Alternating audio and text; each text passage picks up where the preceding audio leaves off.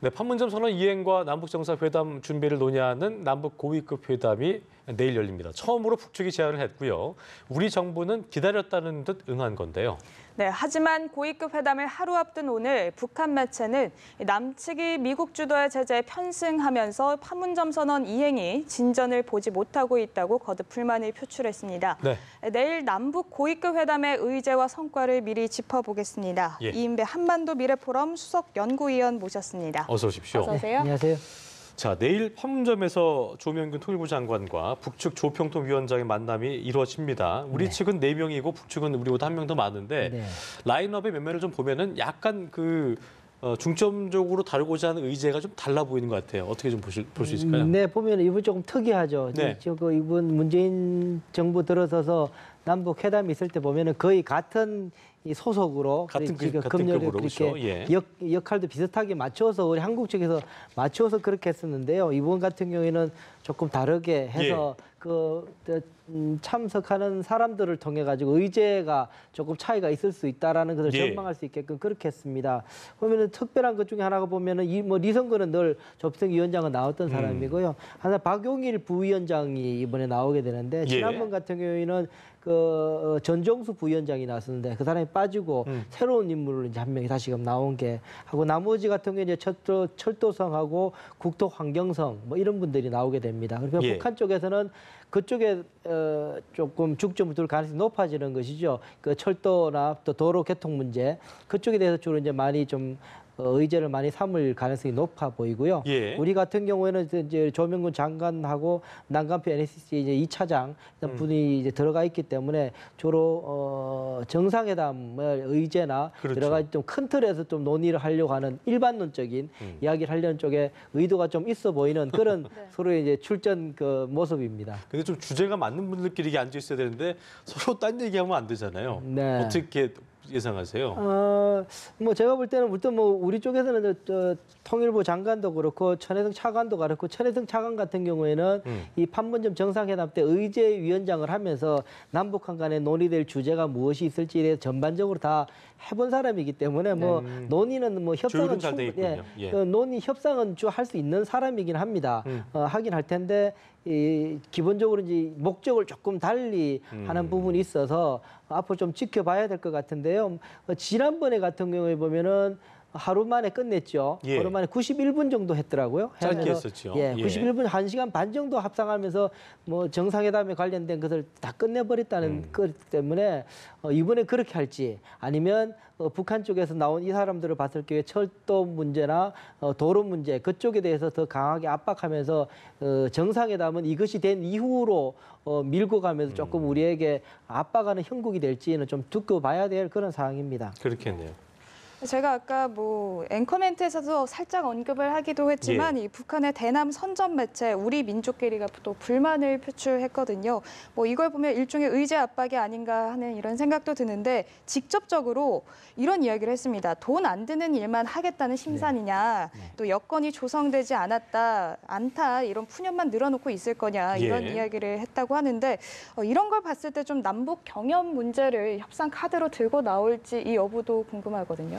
예, 지금 보면은 북한이 최근 며칠 동안에 보게 되면은 미국에 대해서도 제재를 하고 있으면서 양면을 쓰고 있는 것 아니냐 한편으로 하고 있다는 이야기를 하나 하고 또 하나는 미국에 대해서 독특한 게 그러면서도 대통령 순회의 의중과 다르게 미국의 고위 관료들이 그렇게 하고 있다. 그래서 여전히 이제 트럼프 대통령에 대한 이제 지지는 계속 하고 있는 그런 모습을 보이고 있습니다. 또 하나는 이번에 온 거 보면 이제 한국에 대해서도 이 미국의 눈치를 보고 지금 그 제재에 동참하고 있고 또 돈은 안 쓰는 그런 연구만 하고 있는 상황이다라고 이야기하고 있는 부분입니다.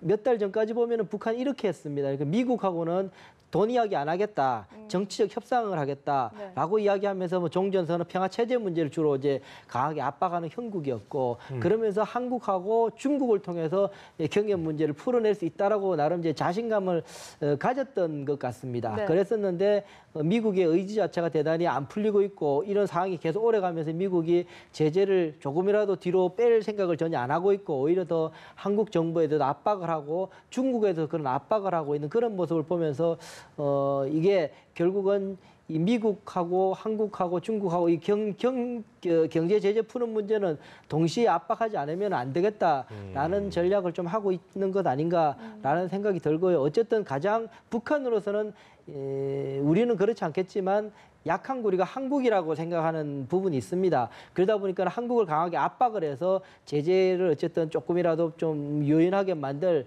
그런 압박은 이번에 참석자를 봐서라도 볼 때도 충분히 예상되는 그런 모습이라 할 수 있겠습니다. 그러니까 약간 좀 보니까 이번에는 뜬구름 잡는 얘기하지 않겠다. 그러니까 경제 협력에 관련된 전문가들을 전민 배치한 것도 보면 그렇고, 그러니까 팔은 없진 않겠지만 그냥 이거 두루뭉술한 얘기 하려고 온 거 아니니까 똑바로 얘기하자. 뭐 이런 걸 되게 강조하는 것 같아요. 아, 그렇죠. 이제 이번에 나온 철도성이나 이렇게 환경성 이런 식으로 나온 걸 보면 분명히 이제 실질적으로 환경 영향 평가까지도 다 염두에 두고 어떻게 될 건지 이제 상을 하겠다고 이제 불러온 거지요. 그렇게 봤을 때는 그쪽에 이제 구체적으로 이야기를 많이 할 거고 반면에 이제 한국 측에서는 이제 더 큰 주제를 정상회담 쪽에 무게를 줄 거라고 북한 쪽에서 하고 있어서 북한 쪽에서는 오히려 그것을 기회로 잡고 이제 한국을 좀 압박하는 형태를 가져갈 가능성은 높습니다. 그런데 저는 그것이 맞을까에 대해서는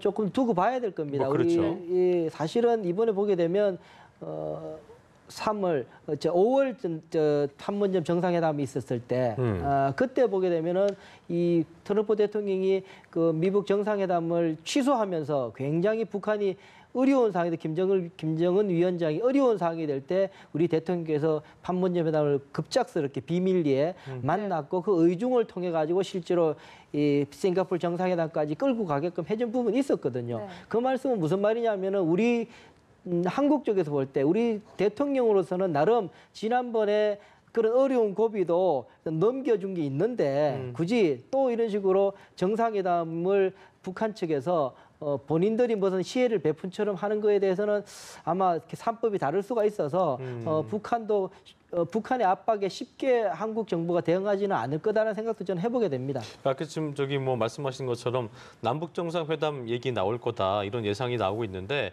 말씀하신 대로라면은 일단 진행 과정을 굳이 좀 예상해 보자면 남북 정상회담 하겠다. 그럴 테니 구체적으로 이러이러한 경제 협력 같은 거 그러니까 뭐 조건부식 같은 느낌처럼 그렇게 좀 어떤 그런 것들을 내걸지 않을까라는 예상도 해볼 수 있을 것 같아요. 충분히 북한은 저도 봤을 때 그럴 가능성이 대단히 높다고 보여지고요. 그러나 우리 한국 측에서 굳이 그것을 받을 이유는 별로 지금 상황은 없지 않겠느냐라는 생각이 듭니다. 물론 남과 북 간의 관계가 조금 불편해질 가능성은 있지만 어쨌든 정상회담이라는 것이 있잖아요. 정상회담 자체가 의미를 갖기보다는 한반도의 문제 해결을 위한 정상회담이어야 된다고 본다면 어쨌든 이번에도 그냥 쉽게 이 지난번 판문점 정상회담처럼 원론적인 이야기는 할 수는 없을 테고 우리 대통령께서도 굉장히 중요한 한 걸음 더 나아가는 구체성을 좀 띌 거라는 말씀이신 거죠? 비핵화에 관한 북한 비핵화에 관한 중요한 의미를 담고 있지 않으면 안 될 거라는 생각을 하고 계실 겁니다. 그렇다 그러면 쉽게 그냥 일정이나 여러 가지를 받아서 하기는 어렵지 않겠느냐 저는 그런 생각을 해보게 됩니다. 그렇다면 이 남북 정상회담이 열리게 된다면 언제 열리게 될지 이 부분도 관심일 텐데 그렇습니다. 현재 나오는 이야기로는 8월 말이나 9월 초쯤에 열릴 것이다 이런 관측이 나오고 있거든요. 좀 어떻게 예상하시나요? 저는 빠른 것이 좋지 않다는 생각을 저는 개인적으로 갖고 있습니다. 그렇죠. 만남에서만 의미가 있는 게 아니고 뭔가 더 구체성을 띄워야 되기 때문에 그렇죠? 지금 상황으로서는 결국은 지금까지는 북한도 그렇고 한국도 그렇고 어쨌든 남북 관계를 조금 더 밀접하게 가져가면서 북한의 속내를 더 깊숙이 알고 그걸 이제 미국에 전달해 주면서 또 그 관계를 고리를 풀어내는 역할을 했었는데요. 이제는 더 이상 그럴 만한 상황은 아닙니다. 그렇다 그러면 우리 한국 굳이 우리가 김정은 위원장의 또 다른 더 이 속내를 듣겠다라는 것보다 일단 상황을 더욱더 좀 진전시키는 쪽에 무게가 더 가야 될 것 같고 그렇다면 오히려 지금 상황은 우리 대한민국의 역할은 지금까지는 미국의 양보를 얻어내기 위해서 북한의 입장을 조금 더 좀 가깝게 받아들이는 그런 정상회담을 했죠. 그렇다면 이제는 두 번을 그렇게 했지 않습니까? 정상회담을 문재인 대통령님께서. 그렇다면 이번 쯤에는 이제는 또 역으로 해서 미국의 입장을 강하게 받아서 그러니까는 북한을 압박을 좀 설득을 해서 국제사회가 원하는 굉장히 중요한 한 걸음을 내딛게 만들고 거기에 대해서 북한이 원하는 조치들 만약에 그걸 하게 된다면은 동맹국인 한국이 미국에 대해서 반드시 받아내겠다 그런 입장에 대해 보증자 역할을 할 수 있게 좀 역할을 해주시는 게 이번에 우리 대통령께서 하셔야 될 역할, 정상회담에서 풀어야 될 스탠스가 아닌가라는 우리가 생각을 요구할 수 있는 합니다. 부분에 있어서. 그래서 저는 계속 예. 얘기한 게 이제 보증자 역할, 운전자가 아니라 보증자 역할, 북한의 특별 이제 의미 있는 진전이 있을 경우에 북한이 얻고자 하는 미국의 종전선언이든 그거에 대해서 반드시 얻어내겠다. 그게나 그렇지만 북한의 행동이나 어쨌든 의미 있는 입장을 내놓아라. 그러면 그걸 가지고 미국에 반드시 그걸 얻어내겠다. 동맹국이라는 게 사실 또 그렇게 할 수 있는 부분이 그렇죠. 있으니까 예. 그렇게 하면 저는 그것을 두고 이제 이 보정자 역할이라고 저는 부르고 있는데요.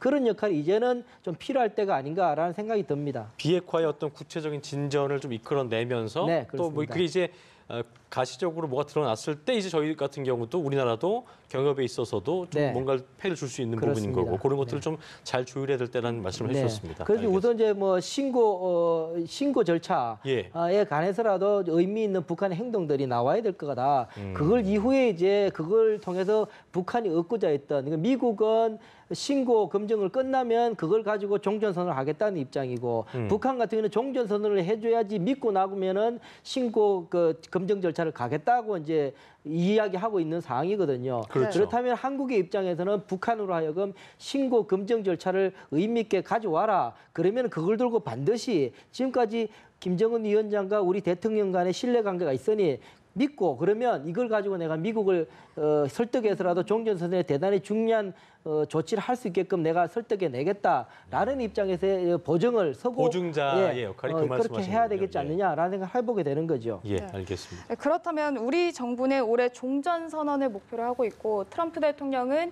이제 중간 선거 전에 뭔가 좀 트럼프 행정부가 성과를 내야 되는 이런 상황에 직면해 있는데 좀 어떤 움직임이 구체적으로 있어야 된다고 보시나요? 이제 앞서 지금 미국이 더 무언가를 하기에는 트럼프 대통령이 대단히 불편한 상황입니다. 네. 지금 많은 것을 양초화해서 지금 미국이 북한의 행동은 따르지 않는데도 불구하고 너무 김정은 위원장의 말만 믿고 그냥 너무 많은 것을 초기에 양보했다는 그런 이야기들이 대단히 많이 나오고 있고 그런 압박이 많은 상황이기 때문에 처음에는 사실 트럼프 대통령도 종전선언 그건 선언이니까 네. 정치적 선언 국제법적인 이 규제가 없는 제한 없는 그런 종전 선언 정도는 지도자 간에 뭐 분위기가 좋아지면 할 수 있다라고 생각을 했다가 상황이 굉장히 좋아해서 이제 압박이 되고 불편해지고 나니까 그거조차도 지금 굉장히 소극적인 자세로 좀 돌아선 상황이거든요. 네. 그렇다면은 지금은 이제는 북한이 뭔가를 의미 있는 조치를 해야 됩니다. 이거는 그냥 유해 송환 같은 외곽의 어떤 이슈와 핵심적인 이슈와 관계없는 것이 아니라 그야말로 북한 비핵화와 관련된 중요한 조치가 있어야지 미국 조야에 대해서 거기에 대한 한 걸음 더 진전된 입장들이 나올 수 있을 거다라는 생각이 듭니다. 어쨌든 북한 입장에서는 미국이 봤을 때도 이전보다는 진전된 비핵화 조치를 내놓지 않는다면 지금 상황에서 좀 더 한 발짝 나아가기는 요원할 것이다. 이렇게 좀 볼 수 있겠네요. 그렇죠? 지난번에 보면 폼페이오 국무장관이 상원 청문회가 있었지 않습니까? 그때 이제 여러 가지 이야기들이 있었는데 그때 이제 뭐 미국의 북한의 완전한 비핵화가 우리의 핵심 목표다고 공언하고 그렇게 했었는데요. 그렇죠. 그때 여러 가지 이야기하면서 할 때 메넨데스라는 그 외교 상원의원이 묻습니다. 당신이 지금 북한에 대해서 완전한 비핵화가 우리 미국의 목표라고 이야기를 해서 갖고 CVID까지 이야기를 하고 있는데 네. 그러면 당신이 이야기하는 그 비핵화의 그 미국의 목표를 북한도 동의하고 있는 거냐라고 물었었어요. 그러니까 폼페이오가 거기에 대해서는 대답을 못하고 그냥 충분히 이해했다고 나는 믿는다. 그 정도까지밖에 이야기를 못했었습니다. 네. 굉장히 중요한 의미가 있는 그런 모호한 청문회에 대답이네요. 있었습니다. 그렇네요. 알겠습니다. 이제 조금 다른 이야기를 해보자면 어제 예. 서울 상암동에서 이 남북 노동자 통일 축구 대회가 있었는데 이 대회를 보면 관중들이 골을 넣을 때 울려 퍼지는 그 함성보다 이 몸싸움 후에 서로 격려해주고 이런 그렇죠. 부분에서 좀 더 좋은 반응들이 관중들 속에서 있었다고 하거든요. 이런 상황을 봤을 때 좀 남북 민간 교류의 신호가 켜진 것 같다 이렇게 볼 수 있을까요? 그러니까는 이게 국가적 어젠다가 있고 또 네. 이제 그 시민사회 어젠다가 있을 겁니다. 네. 제가 볼 때는 그 시민사회 의제로 봤을 때 이런 그 문화 교류 아니면 체육 교류 이런 교류는 충분히 활성화되는 것이 이 근육을 튼튼하게 만든 남북 관계가 향후 굉장히 어려운 고비들을 넘겨야 할 지금 상황입니다. 네. 이 핵 문제를 두고 그런 상황일지라도 이런 버텨내려고 그러면 근육이 가능해져야 되는데 그런 근육이라고 한다면 이런 시민사회에서 여러 가지 교류들이 있게 되면 아주 가장 극단적인 상황까지 가지 않게끔 하는데 버텨내는 근육의 역할로 이 시민사회에서 교류나 이런 그 유대는 저는 대단히 중요하다는 생각을 합니다. 그런 네. 측면에서 봤을 경우에 이번에 그런 중요한 한 걸음을 띄었다고 보고 뭐 경기력은 우리 한국 안 좀 되더라고요. 많이 좀 안 됐나 봐요. 어쨌든 네. 또 정신적인 파이팅이 넘치는 북한 팀의 모습이었습니다. 자, 한편 그 외화벌이에 좀 열을 올리던 북한이 돌연 이게 중국인 단체 관광의 유치를 중단을 했는데요. 일단 그 북한 정권 수립이었던 구구절을 앞두고 중국 고위급 인사가 방북하기 때문에 그런 게 아니냐 이런 관측도 나오고 있는데 시진핑 주석이 평양을 뭐 올 수도 있다는 예상도 있더라고요. 네, 저는 9월 초쯤에 시 주석의 방북이 이루어질 가능성이 높다? 대단히 높다라고 네. 생각을 합니다. 예. 여러 경로로 저도 좀 중국하고 여러 경로를 조금 알아보니까 예. 그런 움직임들이 있다는 저도 확인되는 것이 있어서 아마 9월 초쯤은 시 주석이 방문할 가능성이 높다. 그게 맞춰서 지금 여러 가지 조치들이 지금 이루어지고 있는 것 아닌가라는 생각을 해보게 됩니다. 그래서 네. 그렇게 된다면 이제 구구절을 앞두고 건국 70년 건국 이제 70년을 앞두고 이제 북한으로 대대적인 행사를 하는데 가장 중요한 그 행사 중에 하나가 시 주석이 이제 북한에 와서 예. 그게 뭐 당일날까지 있게 될지는 저는 모르겠습니다만 네. 임박해서 왔다 가든지 어쨌든 뭐 북한을 방문함으로 인해서 김정은 위원장과의 정상회담을 이루면서 이래 가지고 굉장히 그 분위기를 고조시킬 가능성이 높다라는 생각을 해보게 됩니다. 예, 오게 되면 뭐 어떤 얘기를 좀 의자가 좀 테이블에 오게 될까요? 뭐 지금으로서는 뭐 더 특별하게 더 의제가 나올 가능성은 높지 않습니다. 이미 벌써 3번 정도 만나가지고 네. 시 주석하고 김정은 위원장하고는 여러 가지 한반도 문제에 관해 대단히 많은 이야기를 한 상황이고요. 남아 있는 이제 더 구체화시켜서 예. 경협 문제에 관해서 더 이야기를 하게 될 텐데 그거조차도 실질적으로 정치적인 의지 표명을 할 수 있겠지만 실질적으로 시 주석이든 북한에 대해서 경협을 통해서 적극적으로 지원해주기는 어려운 상황입니다. 미국하고 아시다시피 미국하고 중국하고 지금 무역 갈등이 대단히 고조돼 있는 상황이고 그것이 트럼프 대통령은 어쨌든 정치적인 여건과 엮어서 계속 중국에 대해서 이야기를 하고 있는 상황이고 하기 때문에 자유롭게 그냥 북한에 대해서 이야기하기는 어려운 상황이고 그러나 어쨌든 이 북한의 입장을 들어줘야 하는 그런 입장이 있기 때문에 네. 굉장히 그 유한 제스처는 취해야겠다라는 생각을 해보게 됩니다. 그렇군요. 네.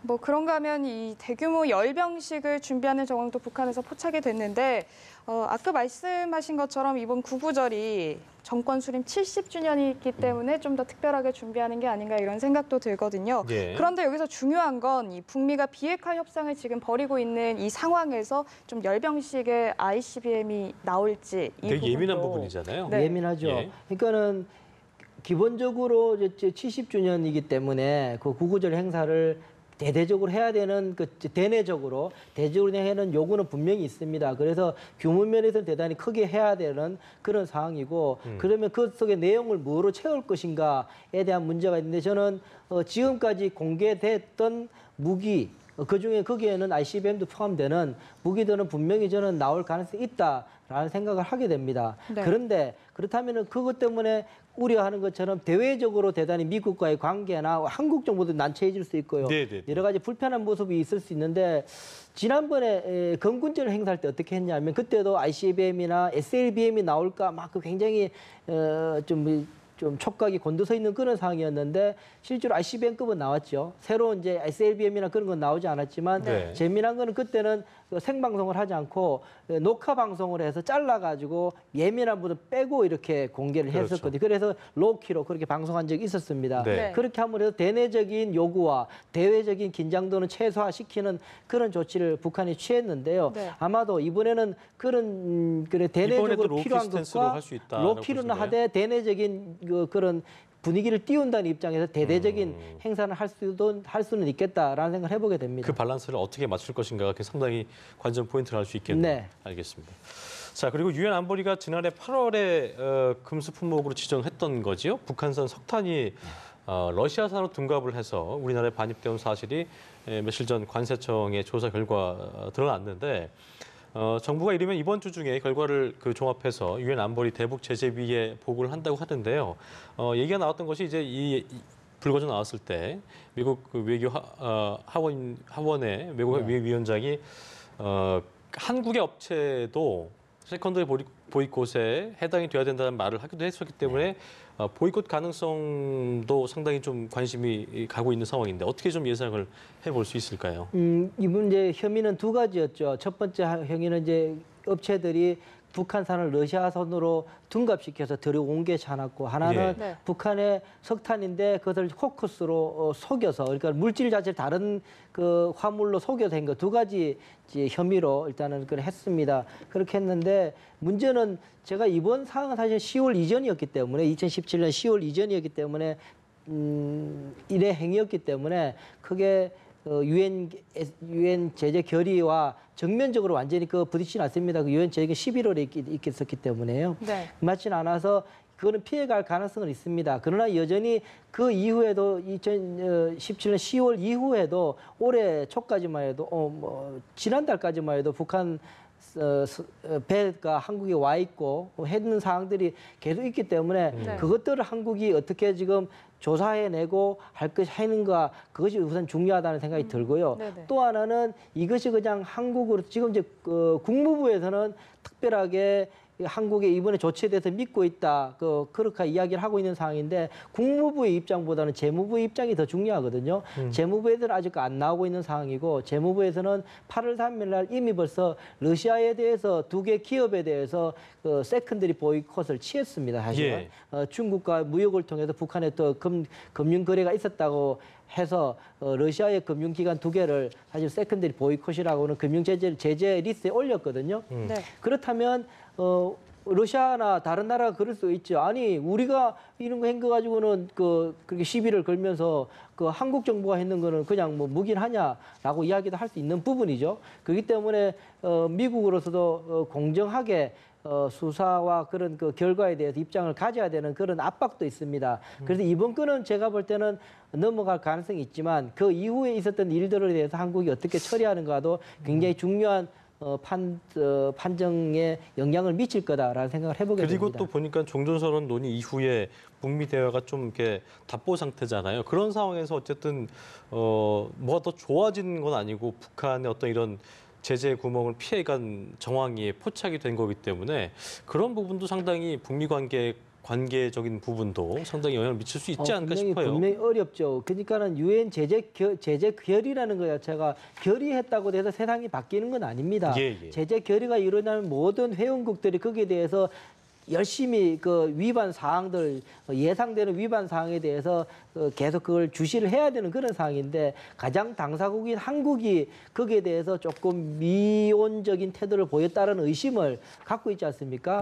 아시는 바처럼 미국에서도 사전에 정보까지 준 상황이었는데 이제 그것도 벌써 꽤 10개월이 지나서 결과가 나오고 하는 모습들이 그렇게 석연치는 않습니다. 그러나 이번 상황이 그렇게 아주 심각하게 영향을 미치지는 않겠지만 앞으로 우리 한국 정부가 이번 기회를 통해서라도 조금 더 긴장도 있는 북한의 그런 예상 가능한 행동에 대해서는 조금 긴장을 해야 되겠다라는 생각이 듭니다. 알겠습니다.